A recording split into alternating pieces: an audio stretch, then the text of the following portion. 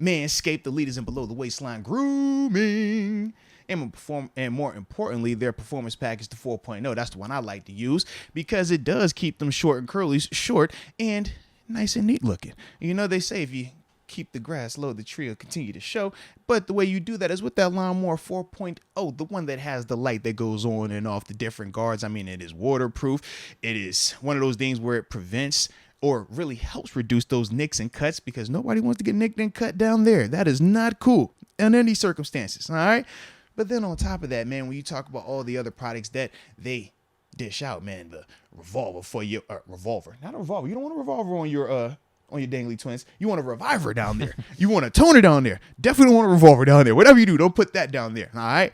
But on top of that, if we're going to talk about anything, we're going to have promo codes for you, baby. And this promo code is as simple as it can be. It's MOATS. You use that, you get 20% off along with free shipping worldwide at manscaped.com. So stop wasting times. Make sure you go ahead and handle what you need to handle so that way your short and dangly twins and friends and whoever else gets to interact will be enjoying themselves. So shout out to Manscaped. Since we are officially coming out of the bye week, man, we did want to just address 3 things that we are looking for the Steelers to be improved in. You know, 3 areas coming out of this bye, whether it's coaching related, whether it's offense, defense, special teams specifics. We're just looking for 3 things that we want to see this Steelers team be improved upon coming out of the bye. So in the regular chat, or if you want to drop a little in the super, you could do that too. But either way, just drop 3 things that you want to see this team, this Steelers team specifically, 3 areas you want to see them improved upon coming out of the bye week. Alrighty. So I'll go with my first one. We'll go 1, 1, 2, 2, 3, 3. All right. For me. So for me, man, the first thing that I want to see coming out of this bye week is Kenny Pickett and Matt Canada continuing to build their trust and the trust for each other in this vein. As I've talked about, man, when you watch both of these guys, at times I feel like Matt Canada hasn't trusted Kenny with some of his calls and some of the positions that he would put him in. But then at times I feel like Kenny hasn't done enough to make Matt Canada want to believe in him all the way when he has expanded it at times. And you can kind of see just a little bit of the inconsistencies with reading or even some of the turnovers. But to me, I feel like for those 2 guys to continue or to be more successful, they have to find that common ground. If that common ground is, like we talked about the other day, dialing back the reads instead of saying, hey, everybody is on the table, simplifying and saying, look, man, I'm calling specific plays where these are the 2 reads that I want you to look at. If these 2 aren't here, either throw it away or run it. Like, if it has to get to that, and for Kenny, he feels comfortable with that, well, then great. If it's a scenario where Kenny feels that, hey, you haven't put too much on my plate, I just have to be better, and I can be better, well, then I need him to go out there and show that so that way Matt Canada can continue to call certain things that he's calling for him. Because to me, the disconnect has been a little bit of that. At times where it's like, man, Kenny can make this, this, and this, and he's done this. Now open it up. Canada doesn't want to open it up. Then it's times where it's like Canada is opening it up, but now Kenny's not making those reads. He's not making those throws. So I need them both to be on the same page because I do think that that will help this offense open up even more so because it's there. You see them moving the ball, but that's that little bit of detail, that little bit of, instead of it just being, hey, we're getting yardage, but we're not finishing drives. To me, I think those could be some of the differences.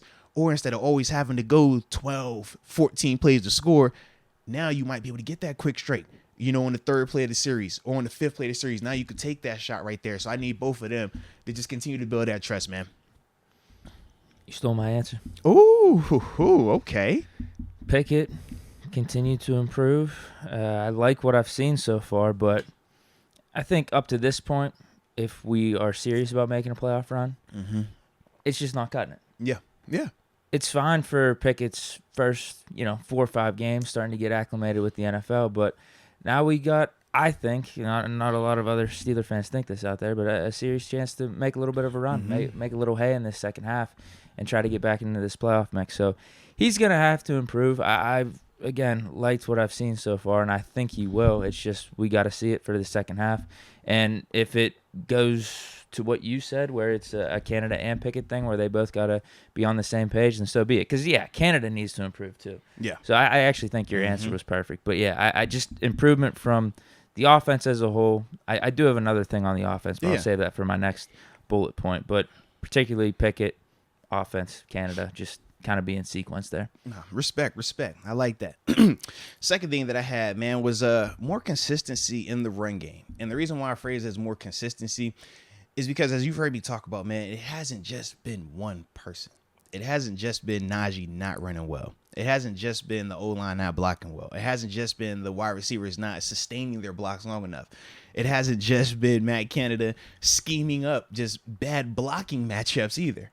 All of those players, all of those people that I just talked about have had their hand in this running game not being as consistent as it needs to be.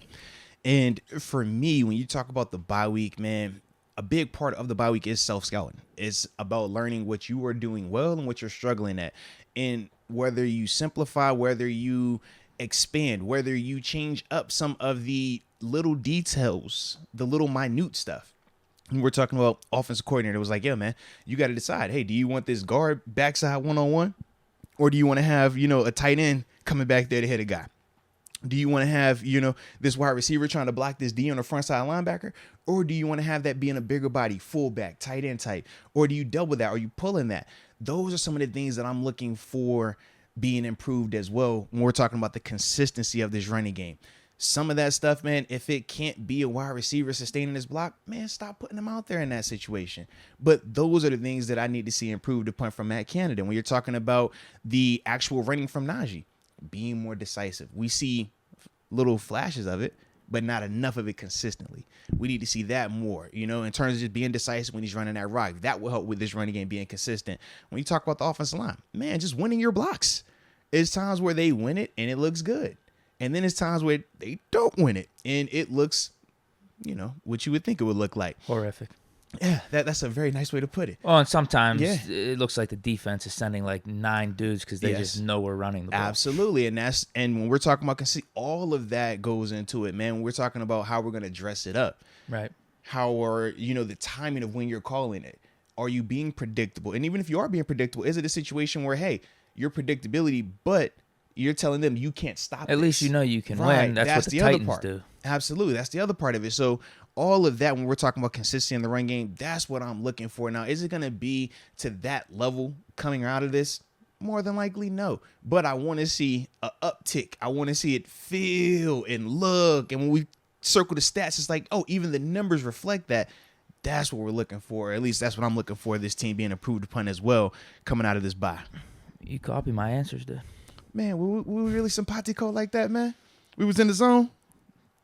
I think these two are easy, though. Anyone would say these two, right? I was just saying, right? Offense as a whole, Pickett Canada, that needs to improve. But also, the run game. That's my second one. All right. To be frank, it has sucked up to this point. That's a nice way to put it as well. Mm-hmm. What's surprising to me, though, is I wanted to look up our rush yards per game when you compare it to the rest of the league. Mm-hmm. We're bottom 6, so what would that be? 32 minus 6. 26th in the league in our rush yards per game. Mm-hmm. I'm surprised at the number, though. 94.9. Mm-hmm. That actually doesn't sound as bad as what it's looked like. Well, because the way we get a lot of our yardage is That's QB what it is. run. Yep. Yeah, QB scramble. Pickett's averaging 19 yards per game, and then you got to think we got some Claypool jet sweeps. Bro, you got a Mitch who had a 30-something. Yeah, so with that is definitely skewed because I would always look at the yards, total rushing yards after the game, and we're always 90-something or even 100-something, but Najee will have like 30. Jalen Warner have 20, but then it'd be a 10 jet sweep, a 6 jet sweep. Oh, quarterback got 20 yards. 15, 20. Yeah. Mm-hmm. Yep, 100% right. Yep. Najee up to this point, 3.3 yards per carry. Yeah. 361 yards. Jalen Warren, 5.3 yards per carry. Yeah. No, he's been, like I said, the productivity is there, the eyeball test is there, and the numbers reflect it as well. Just needs to be better for all the reasons that you said. Najee needs to be better because there are times where he's just getting screwed and the whole defense is after him. Yeah. But there are other times where he doesn't help himself. And maybe those are few or far between. Maybe it happens 3 or 4 times. But that could be the difference of us saying, like, man, Najee, we got to bench his ass, get Warren in there, versus like, okay, I'm seeing something from Najee. There's something there as long as we could start doing something for it. It becomes less of a Najee problem. Correct. If he could maybe hit that hole the once or twice that he has the opportunity, as opposed to juking around a dude and losing 2 yards. Yes. Yeah, it's got to improve. Yeah, and for Najee, man, him juking, he loses power.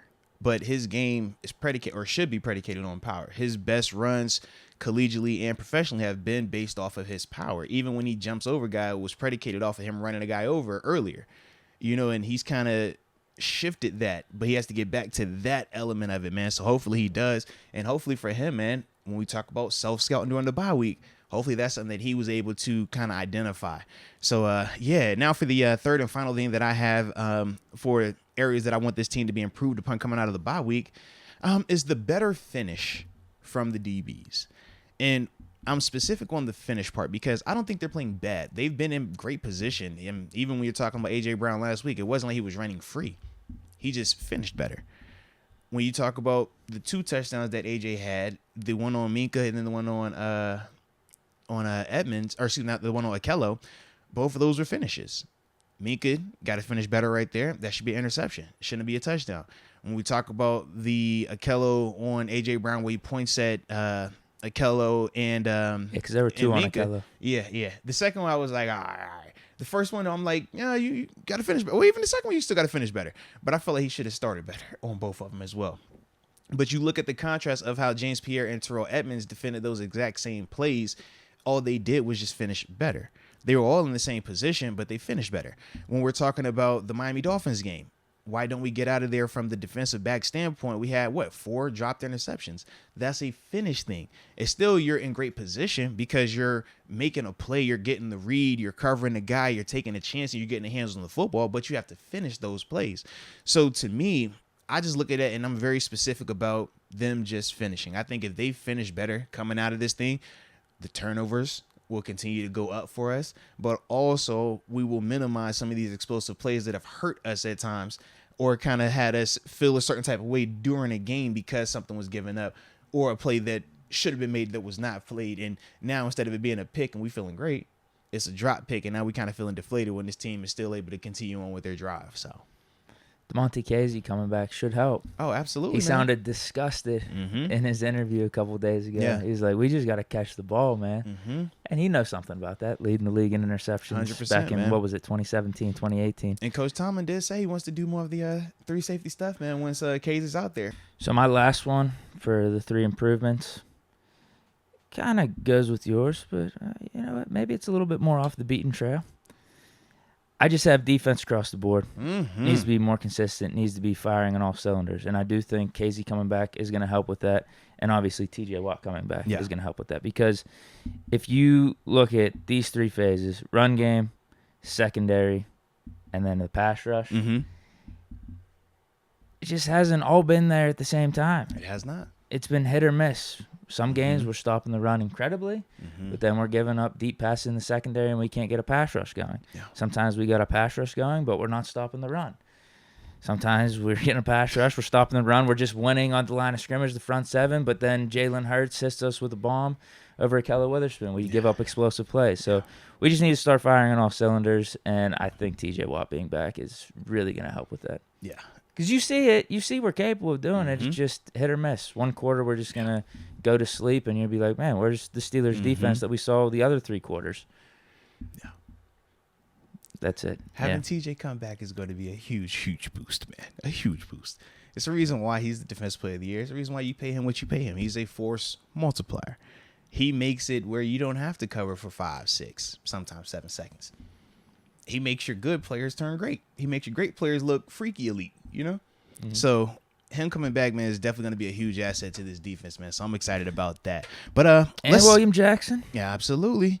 Now you did see he had the back in practice. Now we're going to see what's up now. Well, because I'm wondering, are they just trying to keep the story going a little bit? I low-key felt like that because I went back Even though he's good, they want to just kind of take any liability away from what happened in Washington. Like, I promise I'm with you because you go back and you follow along that story of when William Jackson said the back injury happened versus what Ron Rivera said. It is not the same messaging, bro. William Jackson is like, yo, they pulled me. No, he says, my back was hurting so bad that I couldn't go anymore, so that's why I had to stop playing. Ron Rivera says, oh, that's what he said. Well, we just pulled him.